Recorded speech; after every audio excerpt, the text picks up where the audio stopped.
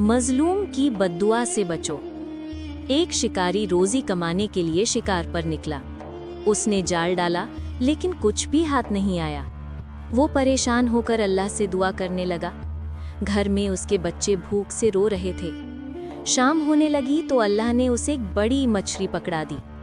शिकारी बहुत खुश हुआ और घर की तरफ लौटने लगा।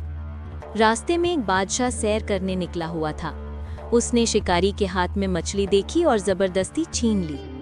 बादशाह ने मछली अपनी बेगम यानी महारानी को खुश करने के लिए पेश की, लेकिन जैसे ही मछली को पकड़ा उसने बादशाह की उंगली काट ली।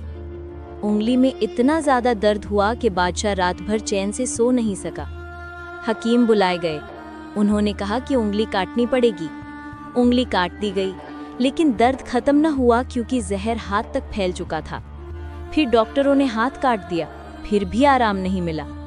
आखिरकार उन्होंने बाजू काट दिया। अब शारीरिक दर्द तो कम हो गया, लेकिन बादशाह का दिल बेचैन था। आखिर उसे समझ में आया कि असली समस्या कुछ और है।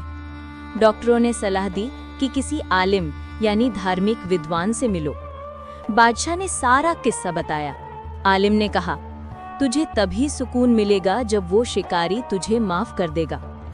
बादशाह ने शिकारी को ढूंढा और उससे माफी मांगी। शिकारी ने माफ कर दिया। तब बादशाह ने पूछा, जब मैंने मछली छीनी थी तो तूने मेरे बारे में क्या कहा था?